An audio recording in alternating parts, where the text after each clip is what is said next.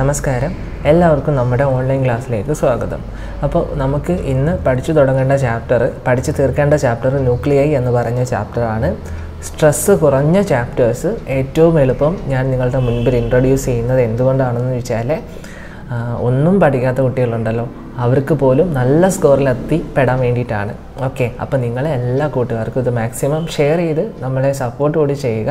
അതുപോലെ തന്നെ NEET entrance coaching ക്ലാസ്സുകൾ വേണ്ടവർ ഈ വീഡിയോ ക്ലാസ്സിൻ്റെ ഡിസ്ക്രിപ്ഷനിലുള്ള ഗൂഗിൾ ഫോം കൂടി ഫില്ല് ചെയ്ത് കൊടുക്കുക. ഞങ്ങൾ നിങ്ങളെ കോൺടാക്റ്റ് ചെയ്യുന്നതായിരിക്കും നിങ്ങളുടെ എക്സാമൊക്കെ കഴിഞ്ഞതിന് ശേഷം.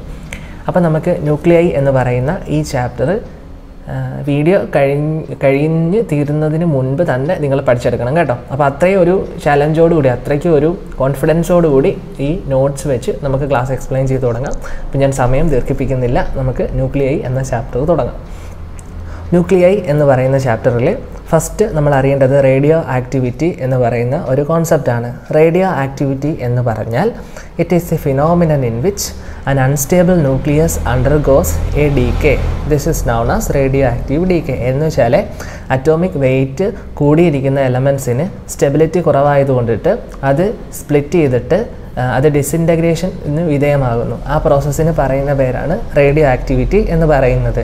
റേഡിയോ ആക്റ്റീവ് ഡീകേ എന്ന് പറയുന്നത് പ്രധാനമായിട്ടും 3 ടൈപ്പാണുള്ളത്. The first one is alpha decay, the second one is beta decay, and the third one is gamma decay. Alpha decay എന്ന് പറഞ്ഞാൽ, ആൽഫ പാർട്ടിക്കിൾ എന്ന് പറഞ്ഞാൽ ഹീലിയം ന്യൂക്ലിയസിനാണ് ആൽഫ പാർട്ടിക്കിൾ എന്ന് നമ്മൾ പറയുന്നത്. അപ്പോൾ ആൽഫ ഡീകേ എന്ന് പറഞ്ഞാൽ ഹീലിയം ന്യൂക്ലിയസ് ആണ് ഈ ഡിസിൻറ്റഗ്രേഷൻ്റെ ഭാഗമായിട്ട് എമിറ്റ് ചെയ്യപ്പെടുന്നത്. ഇനി ബീറ്റ ഡീകേ എന്താണെന്ന് വെച്ചാൽ, ബീറ്റ ഡീക്കയുടെ ഭാഗമായിട്ട് ഇലക്ട്രോൺസോ പോസിട്രോൺസോ ആണ് എമിറ്റ് ചെയ്യുന്നത്. എന്താണ് ഈ പോസിട്രോൺ? ഇലക്ട്രോൺ എന്ന് നിങ്ങൾ എല്ലാവരും കേട്ടിട്ടുള്ളതല്ലേ. അപ്പോൾ ഇലക്ട്രോൺ എന്ന് പറഞ്ഞാൽ നെഗറ്റീവ് ചാർജ് ഉള്ളതെന്നാണല്ലോ. അപ്പം പോസിട്രോൺ എന്ന് പറഞ്ഞാൽ പോസിറ്റീവ് ചാർജുള്ള ഇലക്ട്രോൺ എന്നൊക്കെ നമുക്ക് പോസിട്രോൺ എന്ന് പറയുന്ന പാർട്ടിക്കിളിനെ വിശേഷിപ്പിക്കാം. ഇനി അടുത്ത ഗാമ ഡീകേ എന്ന് പറഞ്ഞാൽ അവിടെ ഫോട്ടോൺസ് ആയിരിക്കും എമിറ്റ് ചെയ്യുന്നത്. അപ്പോൾ ഇങ്ങനെയാണ് 3 ടൈപ്പ് റേഡിയോ ആക്റ്റീവ് ഡിസിൻറ്റഗ്രേഷൻ അല്ലെങ്കിൽ റേഡിയോ ആക്റ്റീവ് ഡീകേ ഉള്ളത്. നമുക്കിനി അടുത്തതായിട്ട് പഠിക്കാനുള്ളത് എക്സാം ഓറിയൻറ്റഡ് ആയിട്ടുള്ള ഒരു ടോപ്പിക്കാണ്. എല്ലാം എക്സാം ഓറിയൻറ്റഡ് ആയിട്ടുള്ള ടോപ്പിക്ക് തന്നെ. എന്നാൽ ഇത് ഒരു പാർട്ട് ബി, പാർട്ട് സിയിൽ നമുക്ക് പ്രതീക്ഷിക്കാൻ പറ്റുന്ന, അതായത് എ പാർട്ട് ബി പാർട്ടായിട്ട് ക്വസ്റ്റ്യൻ വരില്ലേ, അതിൽ നമുക്ക് പ്രതീക്ഷിക്കാൻ പറ്റുന്ന ഒരു ക്വസ്റ്റ്യനാണ് law of radioactive decay എന്ന് പറയുന്നത്. Law of radioactive decay എന്ന് വെച്ചാൽ it states that the number of nuclei undergoing the decay per unit time is proportional to the total number of nuclei in the sample. എന്ന് വെച്ചാൽ അതിലൂടെ എന്തോ നമ്മൾ മനസ്സിലാക്കേണ്ടത്, number of nuclei undergoing decay, എത്രത്തോളം ന്യൂക്ലിയസിന് ഡീകേ സംഭവിക്കുന്നു യൂണിറ്റ് ടൈമിൽ എന്നത് അവിടെയുള്ള ആ സാമ്പിളിലുള്ള മൊത്തത്തിൽ എത്ര നമ്പർ ഓഫ് ന്യൂക്ലിയൈ ഉണ്ട് എന്നതിനെ ഡിപ്പെൻഡ് ചെയ്തിരിക്കും. അതാണ് it states that the number of nuclei undergoing the decay per unit time is proportional to the total number of nuclei in the sample. dN/dt -λN എന്നാണ് ഇക്വേഷൻ. ഇതിൽ capital N എന്ന് പറയുന്നത് undecayed nuclei ആണ്. Negative sign ഇവിടെ indicate ചെയ്യുന്നത് number of nuclei decreases with time. എന്ന് വെച്ചാൽ ന്യൂക്ലിയൈക്ക് disintegration സംഭവിക്കുന്നത് കുറയത്തില്ല, അതുകൊണ്ടാണ് നെഗറ്റീവ് സൈൻ ഇവിടെ ഇൻഡിക്കേറ്റ് ചെയ്യുന്നത്. ഇനി ലാംഡ എന്ന് പറയുന്നത് റേഡിയോ ആക്റ്റീവ് ഡീകേ കോൺസ്റ്റൻ്റ് ആണ്. ഓക്കെ, അപ്പോൾ നമുക്ക് മനസ്സിലായല്ലോ എന്താണ് റേഡിയോ ആക്റ്റീവ് ഡീകേ എന്ന് പറയുന്നത്.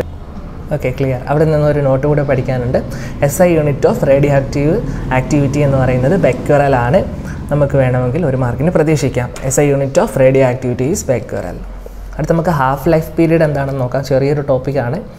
It is the time in which the number of undecayed nuclei falls into half of its original number. എന്ന് വെച്ചാൽ ഒരു സബ്സ്റ്റൻസ് റേഡിയോ ആക്ടിവിറ്റിക്ക് വിധേയമാകുമ്പം അത് ഒറിജിനലുള്ള എമൗണ്ടിൽ നിന്നും ഹാഫ് അതിൻ്റെ എമൗണ്ട് ഡിസിൻറ്റഗ്രേറ്റ് പോകാൻ വേണ്ടിയിട്ട് വേണ്ടുന്ന ടൈമാണ് ഹാഫ് ലൈഫ് പീരീഡ് എന്ന് പറയുന്നത്. നമ്മൾ കെമിസ്ട്രിയിൽ ഇത് പഠിച്ചതല്ലേ, കെമിക്കൽ കൈനറ്റിക്സ് എന്ന് പറയും, സെയിം സാധനം തന്നെയാണ്. അപ്പോൾ T12 = 0.693/λ എന്നതാണ് ഇവിടെ നമുക്ക് പഠിക്കേണ്ടുന്ന ഹാഫ് ലൈഫ് പീരീഡിൻ്റെ ഇക്വേഷൻ. ക്ലിയർ ആണല്ലോ കോൺസെപ്റ്റ്? ഇനി നമുക്ക് പഠിക്കാനുള്ളത് ഈ റേഡിയോ ആക്റ്റീവ് ഡീകേയുടെ ടൈപ്പുകളൊക്കെ പറഞ്ഞു. അത് ഓരോന്നും നമുക്ക് കുറച്ചുകൂടെ സ്പെസിഫിക് ആയിട്ട് എക്സ്പ്ലെയിൻ ചെയ്യണം. ഒന്നാമതായിട്ട് ആൽഫ ഡി കെ എന്ന് പറയുന്നത് ഒന്ന് എക്സ്പ്ലെയിൻ ചെയ്യാം. എന്ന് വെച്ചാൽ എന്താ, ആൽഫ പാർട്ടിക്കിൾസ് ആയിരിക്കും എമിറ്റ് ചെയ്യപ്പെടുന്നത് റേഡിയോ ആക്ടിവിറ്റിയുടെ ഡി കെൻ്റെ ഫലമായിട്ട്. When A nucleus undergo alpha D K it emit alpha particles. Alpha particle എന്ന് പറഞ്ഞാൽ ഹീലിയം ന്യൂക്ലിയസിന് പറയുന്ന പേരാണ് ആൽഫ പാർട്ടിക്കിൾസ് എന്ന് പറയുന്നത്. ഒരു എക്സാമ്പിൾ, ഇപ്പോൾ യുറേനിയം എന്ന് പറഞ്ഞിട്ടുള്ള ആറ്റം 92 എന്ന് പറയുന്നത് അതിൻ്റെ അറ്റോമിക് നമ്പറും 238 എന്ന് പറയുന്നതിൻ്റെ മാസ് നമ്പറുമാണ്, അറ്റോമിക് വെയ്റ്റ്, അറ്റോമിക് മാസ്. അപ്പം ഈ ഒരു ന്യൂക്ലിയസ് ഡിസിൻറ്റഗ്രേറ്റ് ചെയ്യുമ്പം ആൽഫ ഡി കെ ആയിട്ടാണ് അത് ഒബേ ചെയ്യുന്നത്. ദാറ്റ് മീൻസ് യുറേനിയം ന്യൂക്ലിയസ് ഡിസിൻറ്റഗ്രേഷന് വിധേയമാകുമ്പം ഒരു ഹീലിയം ന്യൂക്ലിയസ് കിട്ടും. എന്ന് വെച്ചാൽ ആൽഫ പാർട്ടിക്കിൾ എമിറ്റ് ചെയ്യും. അപ്പോൾ ഹീലിയം 2 അറ്റോമിക് നമ്പറും 4 മാസ് നമ്പറുമാണെന്നറിയാം. അപ്പം 238 നിന്നും 4 അറ്റോമിക് മാസ് നമ്പർ കുറഞ്ഞ അതായിരിക്കും കിട്ടുന്നത്. 238 നിന്ന് 4 കുറച്ച് 234. ഇനി 92 നിന്ന് 2 കുറച്ചാൽ 90. അപ്പോൾ നമുക്ക് തോറിയാണ് കിട്ടുന്നത്. സോ അത് ജനറലായിട്ട് റെപ്രസെൻറ്റ് ചെയ്യുകയാണെങ്കിൽ X Z A, Z atomic number A mass നമ്പറാണല്ലോ, ഗീവ്സ് He24. പിന്നെ വൈ എന്ന് പറഞ്ഞൊരു എലമെൻറ്റ് അത് ഇസഡ് -2 എ -4 ആയിരിക്കും. എങ്ങനെ വന്നു എന്ന് 100% അറിയാമല്ലോ അല്ലേ? ഡിസിൻറ്റഗ്രേഷൻ എനർജി കണ്ടുപിടിക്കാം. എനർജി E=mc² എന്ന് പറയുന്ന രീതിയിൽ ഇവിടെ മാസ് എക്സിൻ്റെയും വൈൻ്റെയും എച്ചിൻ്റെയും കൂടെ ഉള്ള ഇക്വേഷനാണ് Q=mx - my - mhe × c². അറിയാമല്ലോ ഇക്വേഷൻ. അപ്പം ഇക്വേഷനേക്കാൾ ഇമ്പോർട്ടൻസ് ഈ തിയറിക്കാണ്. ഇനി നമുക്കടുത്ത ബീറ്റ ഡി കെ നോക്കാം. ബീറ്റ ഡി കെ എന്ന് പറയുമ്പോഴത്തേക്ക് ഒരു ന്യൂക്ലിയസ് ഡി കെ ചെയ്തിട്ട് അവിടെ എമിറ്റ് ചെയ്യപ്പെടുന്നത് ഒരു ഇലക്ട്രോണോ അല്ലെങ്കിൽ ഒരു പോസിട്രോണോ ആയിരിക്കും. അപ്പോൾ നമുക്ക് ആദ്യം ഇലക്ട്രോണ് എമിറ്റ് ചെയ്യുന്ന ഡി കെ നമുക്ക് നോക്കാം. അതിന് പറയുന്ന പേര് ബീറ്റ മൈനസ് ഡി കെ എന്നാണ്. A neutron transforms to form a proton in nucleus. Okay, നമുക്ക് നോക്കാം അപ്പോൾ എങ്ങനെയാണ് സംഭവിക്കുന്നതെന്ന്. അപ്പം ഒരു ന്യൂട്രോണ് ഒരു പ്രോട്ടോണായിട്ട് ട്രാൻസ്ഫോം ചെയ്യുന്നുണ്ട്, അതിനോടൊപ്പം ഒരു ഇലക്ട്രോൺ എമിറ്റ് ചെയ്യുന്നുണ്ട്. അപ്പോൾ അതിൻ്റെ ഭാഗമായിട്ട് ഒരു ആൻറ്റി ന്യൂട്രിനോ കൂടെ ഫോം ചെയ്യുന്നുണ്ട്. അതിനൊരു എക്സാമ്പിൾ എഴുതിയിട്ടുണ്ട്. Phosphorus 1532 gives sulphur 1632 plus electron plus antineutrino. അപ്പം അറ്റോമിക് നമ്പർ 1 കൂടുന്നുണ്ട് ബീറ്റ മൈനസ് ഡി കെയുടെ കൂടെ. അതുപോലെ തന്നെ ബീറ്റ മൈനസ് ഡി കെ എന്ന് പറയുമ്പം അവിടെ എമിറ്റ് ചെയ്യുന്നത് ഒരു ഇലക്ട്രോൺ ആണ്. ഇനി നമുക്ക് ബീറ്റ പ്ലസ് ഡി കെ നമുക്ക് നോക്കാം. ബീറ്റ പ്ലസ് ഡി കെ എന്ന് പറയുമ്പോഴത്തേക്ക് proton transforms into neutron in nucleus. ഇവിടെ എന്തായിരുന്നു, a neutron transforms to form proton ആയിരുന്നു. ബീറ്റ പ്ലസ് ഡി കെയിൽ പ്രോട്ടോൺ ട്രാൻസ്ഫോംസ് ഇൻറ്റു ന്യൂട്രോൺ. അപ്പം പ്രോട്ടോൺ ന്യൂട്രോണായിട്ട് മാറുന്നുണ്ട്. അതിനോടൊപ്പം തന്നെ പോസിറ്റീവ് ചാർജുള്ള ഇലക്ട്രോൺസ്, അതായത് പോസിട്രോൺസ് ഫോം ചെയ്യുന്നുണ്ട്, പിന്നെ ന്യൂട്രിനോസും ഫോം ചെയ്യുന്നുണ്ട്. അപ്പോൾ അതിൻ്റെ ഒരു എക്സാമ്പിൾ സോഡിയം 11 അറ്റോമിക് നമ്പറും 22 മാസ് നമ്പറും, അതിൽ നിന്ന് നിയോൺ അതായത് അറ്റോമിക് നമ്പർ 11 നിന്ന് 10 മാറി. പിന്നെ ഒരു പോസിട്രോണ് ഫോം ചെയ്തു, പിന്നെ ന്യൂട്രിനോസ്. അപ്പം ബീറ്റ പ്ലസ് ഡി കെയുടെ പ്രത്യേകത അറ്റോമിക് നമ്പർ 1 കുറയുന്നുണ്ട്. ബീറ്റ മൈനസ് ഡി കെയുടെ കൂടെ ബീറ്റ മൈനസ് ഡി കെയിലാണെങ്കിൽ ഒരു അറ്റോമിക് നമ്പർ കൂടുന്നുണ്ട്. മനസ്സിലായല്ലോ രണ്ട് തമ്മിലുള്ള വ്യത്യാസം. പിന്നെ ബീറ്റ മൈനസ് ഡി കെയിൽ ഇലക്ട്രോണാണ് എമിറ്റ് ചെയ്യുന്നത്. ബീറ്റ പ്ലസ് ഡി കെയിൽ പോസിട്രോണാണ് എമിറ്റ് ചെയ്യുന്നത്, പോസിറ്റീവ് ചാർജുള്ള ഇലക്ട്രോൺസ്. ക്ലിയർ? ഓക്കെ. ഇനി അടുത്ത ഗാമ ഡി കെ ചെറിയ രീതിയിലൊന്ന് പഠിക്കാം. when nucleus is excited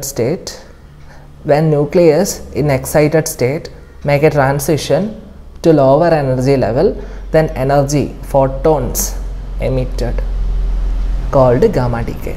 അപ്പോൾ എന്താ, ഒരു ന്യൂക്ലിയസ് എക്സൈറ്റഡ് സ്റ്റേറ്റിലിരിക്കുമ്പം അത് എക്സൈറ്റഡ് സ്റ്റേറ്റിൽ നിന്നും ലോവർ എനർജിയിലേക്ക് അതിന് ട്രാൻസിഷൻ സംഭവിക്കും. അപ്പോൾ എനർജി റിലീസ് ചെയ്താലേ ആ ലോവർ എനർജിയിലോട്ട് വരത്തുള്ളല്ലോ. സോ അത് ഫോട്ടോൺസ് എമിറ്റ് ചെയ്യും. അപ്പം ഇത്തരത്തിൽ ഫോട്ടോൺസ് എമിറ്റ് ചെയ്യുന്ന ഇത്തരം ഡി കെക്ക് പറയുന്ന പേരാണ് gamma D K. When nucleus in excited state make a transition to lower energy level, then energy that is photon emitter called gamma decay. Okay, നമുക്കിനി ഇവിടെ പഠിച്ചു തീർക്കാനുള്ളത് ന്യൂക്ലിയസിൻ്റെ ഒരു സെക്ഷനാണ്. ന്യൂക്ലിയർ എനർജി എന്ന് പറയുന്ന സെക്ഷനാണ്. പ്രധാനമായിട്ടും ന്യൂക്ലിയർ ഫിഷൻ വഴിയും ന്യൂക്ലിയർ ഫ്യൂഷൻ വഴിയുമാണ് ഇത്തരത്തിൽ എനർജി കിട്ടുന്നത്. ഞാനൊരു എക്സാമ്പിൾ പറയാം. ന്യൂക്ലിയർ ഫിഷൻ എന്ന് പറയുമ്പം ന്യൂക്ലിയർ എനർജി പവർ സ്റ്റേഷൻസ് ഉണ്ടല്ലോ, അവിടെയൊക്കെ ന്യൂക്ലിയർ ഫിഷൻ എന്ന് പറയുന്ന പ്രോസസ്സാണ് നടക്കുന്നത്. അപ്പോൾ നമുക്ക് അവിടെ നടക്കുന്ന പ്രോസസ്സ് എന്താണെന്ന് ചെറിയ രീതിയിൽ ഒന്ന് പഠിക്കുമ്പോഴത്തേക്ക് നമ്മുടെ എക്സാം ടോപ്പിക് കൂടി കംപ്ലീറ്റ് ആവും. ഒരു ന്യൂട്രോൺ ഒരു എലമെൻറ്റുമായിട്ട് ബൊമ്പാർഡ് ചെയ്യപ്പെടുമ്പം, അതായത് അതിലേക്ക് ഹൈ ആക്സലറേറ്റഡ് വെലോസിറ്റിയിൽ മൂവ് ചെയ്യുമ്പോഴത്തേക്ക് പുതിയ റേഡിയോ ആക്റ്റീവ് എലമെൻറ്റ്സ് പ്രൊഡ്യൂസ് ചെയ്യും. എന്താ, ന്യൂട്രോൺസ് 0, 1 ന്യൂട്രോൺസ് ഇപ്പോൾ യുറേനിയം എന്ന് പറഞ്ഞ ഒരു എലമെൻറ്റിലേക്ക് ബോംബാർഡ് ചെയ്യപ്പെട്ടു. യുറേനിയം എന്ന് പറയുമ്പം 92 അറ്റോമിക് നമ്പർ, 235 മാസ് നമ്പറാണ്. അപ്പം ഈ യുറേനിയത്തിലേക്ക് ഒരു ന്യൂട്രോൺ കൂടെ കയറിയപ്പോഴത്തേക്ക് ഇതിന് ഒരു മാസ് നമ്പർ ഉണ്ട്. സോ 235 എന്ന് പറയുന്നത് 23692 എന്നുള്ള കണ്ടീഷനിലേക്ക് മാറി. 236 ആയി അതിൻ്റെ മാസ് നമ്പർ. അപ്പോൾ അതിന് റേഡിയോ ആക്ടിവിറ്റി സംഭവിച്ചാൽ യുറേനിയം ബേരിയവും ക്രിപ്റ്റോണും പിന്നെ ന്യൂട്രോൺസുമായിട്ട് കൺവേർട്ട് ചെയ്യപ്പെടും. അപ്പോൾ പുതിയ റേഡിയോ ആക്റ്റീവ് എലമെൻറ്റ്സ് ഫോം ചെയ്തല്ലോ. ബേരിയം എന്ന് പറയുന്നത് 56 ആണ് atomic number, 144 mass number. Krypton എന്ന് പറയുമ്പോൾ 36 അറ്റോമിക് നമ്പർ, 89 മാസ് നമ്പർ. അപ്പം ഈ ഒരു സ്കെലറ്റൽ ഇക്വേഷൻ പഠിച്ചു നോക്കണം. നോക്കിക്കേ, ഇങ്ങനെയുള്ള ഇക്വേഷൻസ് നമ്മൾ കുറച്ചിപ്പം ആൽഫ ഡി കെയും ബീറ്റ ഡി കെ ഒക്കെ എക്സ്പ്ലെയിൻ ചെയ്തപ്പോഴും പറഞ്ഞിട്ടുണ്ടായിരുന്നു. സോ ആ ഇക്വേഷൻസ് തന്നെയൊക്കെ വളരെ അറ്റ്മോസ്റ്റ് ഇമ്പോർട്ടൻസ് ഉണ്ട്. സോ അത് നല്ല രീതിയിൽ പഠിച്ചു വെക്കണം. ഒരു എക്സാമ്പിൾ കൂടിയുണ്ട്, മറ്റൊരു രീതിയിലുള്ള ഒരു ഇക്വേഷൻ. അതും ന്യൂട്രോൺസ് യുറേനിയമായിട്ട് കൊളൈഡ് ചെയ്തു, ബോംബാർഡ് ചെയ്യപ്പെട്ടു. അപ്പോൾ നമുക്ക് പുതിയ റേഡിയോ ആക്റ്റീവ് എലമെൻറ്റ്സ് കിട്ടി. സെനോണും സ്ട്രോൺഷ്യവുമാണ് ഇവിടെ കിട്ടിയത്. അപ്പം ഇതിലേത് പഠിച്ചു വെച്ചാൽ മതി, ഏതെങ്കിലും ഒരെണ്ണം പഠിച്ചു വെച്ചാൽ മതി, നിങ്ങൾക്ക് മാർക്കൊക്കെ കിട്ടും. Newly formed nucleus or all newly formed nucleuses are radioactive and produce beta particles. Okay, അപ്പോൾ നമുക്ക് ബീറ്റ പാർട്ടിക്കിൾസ് ഫോം ചെയ്യും. പുതിയതായിട്ട് ഫോം ചെയ്ത ന്യൂക്ലിയസും റേഡിയോ ആക്റ്റീവാണ്. അവിടെ നിന്ന് ഒരു നോട്ട് കൂടി നമുക്ക് പഠിക്കാൻ വേണ്ടിയിട്ടുണ്ട്. Energy released in fission reaction of nuclei like uranium is of the order 200 MeV per nucleus. അപ്പം 200 mega electron volt per nucleus എന്നതാണ് യുറേനിയം ലൈക്ക് എലമെൻറ്റിന് ഫിഷൻ സംഭവിച്ചാൽ റിലീസ് ചെയ്യുന്ന എനർജിയുടെ ഓർഡർ. ആറ്റം ബോംബിൻ്റെ വർക്കിംഗ് പ്രിൻസിപ്പിൾ ന്യൂക്ലിയർ ഫിഷനെ ഫോളോ ചെയ്തിട്ടുള്ളതാണ്. ഇത് നമുക്ക് ന്യൂക്ലിയർ റിയാക്ടേഴ്സൊക്കെ ഉണ്ടല്ലോ നമ്മുടെ അടുത്ത്, കൂടംകുളം ഒക്കെ ഉണ്ട് അല്ലേ, തിരുവനന്തപുരത്തിനടുത്ത് അതല്ലേ ഉള്ളൂ. യെസ്, അപ്പോൾ ഒരു ന്യൂക്ലിയർ റിയാക്ടർ എന്ന് പറഞ്ഞാൽ അവിടുത്തെ പ്രത്യേകത ന്യൂക്ലിയർ ഫിഷൻ എന്ന പ്രോസസ്സ് നടത്തി എനർജി പ്രൊഡ്യൂസ് ചെയ്യിപ്പിക്കുക എന്നതാണ് അതിൻ്റെ ഫംഗ്ഷൻ. അപ്പോൾ നമുക്ക് ന്യൂക്ലിയർ റിയാക്ടറിനെ കുറിച്ച് അത്തരം കാര്യങ്ങളല്ല, ന്യൂക്ലിയർ റിയാക്ടറിൻ്റെ കമ്പോണൻസ് ആണ് നമുക്ക് പഠിക്കാനുള്ളത്. കോർ എന്ന് പറയുന്ന ഒരു മൊത്തത്തിൽ 7 കമ്പോണൻസ് ഉണ്ട്, നമുക്ക് പെട്ടെന്ന് പറഞ്ഞു തീർക്കാം. കോർ എന്ന് പറഞ്ഞാൽ it is a site of nuclear fission നടക്കുന്ന സൈറ്റാണ് കോർ എന്ന് പറയുന്നത്.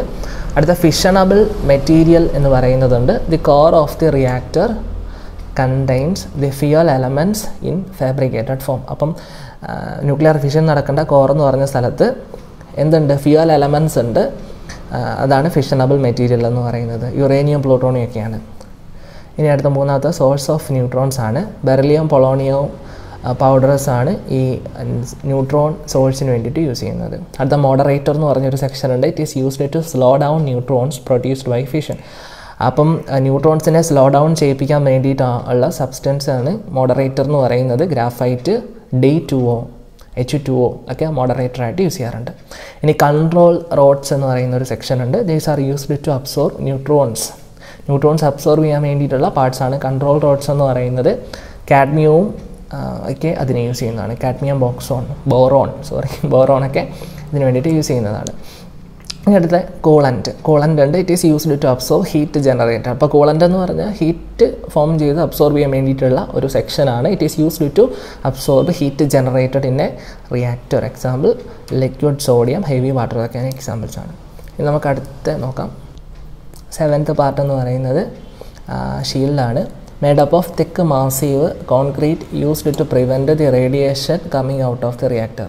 അതായത് റേഡിയേഷൻസ് പുറത്ത് വരുന്നതിനെ പ്രിവെൻറ്റ് ചെയ്യാൻ വേണ്ടിയിട്ടുള്ള കോൺക്രീറ്റ് ആണ് made up of thick massive concrete. ഈ ഷീൽഡിനൊക്കെ ഡാമേജ് സംഭവിച്ചിട്ടുള്ള എക്സാമ്പിൾസൊക്കെ നമുക്കറിയാമല്ലോ അല്ലേ. ജപ്പാനിൽ ഫുകുഷിമ അതിലൊക്കെ സംഭവിച്ചിട്ടുള്ള ഈ ഒരു പ്രശ്നമായിരുന്നു. എനിവേ നമുക്കിത് എക്സാം ഓറിയൻറ്റഡായിട്ട് പഠിച്ചു തീർക്കാം. നമുക്ക് ലാസ്റ്റ് പഠിക്കാൻ വേണ്ടിയിട്ടുള്ള ടോപ്പിക്ക് ന്യൂക്ലിയർ ഫ്യൂഷൻ എന്ന് പറയുന്ന സെക്ഷനാണ്. ന്യൂക്ലിയർ ഫ്യൂഷൻ എന്ന് പറഞ്ഞാൽ 2 ലൈറ്റ് ന്യൂക്ലിയസ് തമ്മിൽ കമ്പൈൻ ചെയ്തിട്ട് ഒരു ഹെവി ന്യൂക്ലിയസ് ആയിട്ട് മാറുന്നുണ്ട്. ഒരു എക്സാമ്പിൾ, 2 ഹൈഡ്രജൻ ന്യൂക്ലിയസ് തമ്മിൽ കൂടി ചേർന്നാൽ ഹീലിയം ന്യൂക്ലിയസ് ആയിട്ട് മാറും. അപ്പം അവിടെ കുറച്ച് എമൗണ്ട് മാസ് എനർജി ആയിട്ട് കൺവേർട്ട് ചെയ്യപ്പെടുന്നു. ദിസ് എനർജി ആണ് ന്യൂക്ലിയർ ഫ്യൂഷൻ വഴി കിട്ടുന്ന എനർജി എന്ന് പറയുന്നത്. ഞാനിപ്പോൾ പറഞ്ഞ പ്രോസസ്സ് സണ്ണിൽ നടക്കുന്നതാണ്. സൂര്യനിലെ 2 ഹൈഡ്രജൻ ന്യൂക്ലിയസ് തമ്മിൽ ചേർന്നിട്ട് ഹീലിയം ന്യൂക്ലിയസ് ആയിട്ട് മാറുമ്പോൾ അവിടെ ഉണ്ടാകുന്ന എനർജിയാണ് ഈ സൺലൈറ്റിൻ്റെ ഫോമിൽ അല്ലെങ്കിൽ ഇലക്ട്രോ മാഗ്നറ്റിക് റേഡിയേഷൻസിൻ്റെ ഫോമിൽ നമുക്കും കിട്ടുന്നത്. The energy released if 2 light nuclei combine to form a large nucleus. This process is called nuclear fusion. അപ്പോൾ ന്യൂക്ലിയർ ഫ്യൂഷൻ്റെ കുറച്ച് സ്റ്റെപ്പുകളൊക്കെ ഇവിടെ നമുക്ക് പഠിക്കാൻ വേണ്ടിയിട്ടുണ്ട്. ഒന്നുകിൽ ഇത് പഠിക്കുക. ഞാൻ കമ്പൈൻഡ് ആയിട്ടുള്ള മറ്റൊരു ഇക്വേഷൻ നിങ്ങൾക്ക് വേണ്ടിയിട്ട് പറഞ്ഞുതരാം.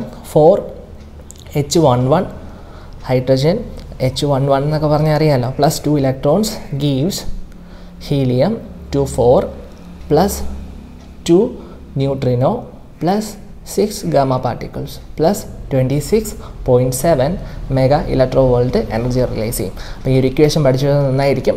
ഈ 4 ഇക്വേഷൻസും അല്ലാതെ സെപ്പറേറ്റ് ആയിട്ട് പഠിക്കുന്നുണ്ടെങ്കിൽ അത് നിങ്ങളുടെ ഇഷ്ടത്തിനനുസരിച്ച് പഠിക്കാം. The fusion reaction in the sun is a multi step process in which hydrogen is burned into helium. Hydrogen is the fuel and helium is the ashes. അപ്പം സണ്ണിൽ നടക്കുന്ന പ്രോസസ്സ് ഇങ്ങനെ കുറച്ച് സ്റ്റെപ്പുകളുള്ളതാണ്. നിങ്ങൾക്ക് വേണമെങ്കിൽ സെപ്പറേറ്റ് പഠിച്ചെടുക്കാവുന്നതാണ്. പിന്നെ ഈ ഒരു ഒറ്റ ഇക്വേഷൻ പഠിച്ചാലും ഇറ്റ്സ് ഗുഡ്. കുറച്ചുകൂടെ വിശാലമായിട്ട് പഠിക്കണമെങ്കിൽ ഇത് മുഴുവൻ പഠിക്കുക. എന്തായാലും നിങ്ങൾക്ക് മനസ്സിലായിട്ടുണ്ടല്ലോ. അപ്പം നമുക്ക് അടുത്ത വീഡിയോയിൽ അടുത്ത ഒരു പെർഫെക്റ്റ് കോൺസെപ്റ്റ് എക്സ്പ്ലെയിൻ ചെയ്യാം. അപ്പം എല്ലാവരും റെഡി ആയിട്ടിരിക്കുക. നമ്മൾ നിങ്ങളുടെ കൂടെ തന്നെ ഉണ്ട്. മാക്സിമം സപ്പോർട്ട് ചെയ്യുക, എല്ലാ കൂട്ടുകാരിലേക്ക് എത്തിക്കുക. എല്ലാവരും നല്ല സ്കോർ വാങ്ങിക്കട്ടെ തന്നെ. അപ്പോൾ ശരി എന്നാൽ ഓക്കെ, ടാറ്റ.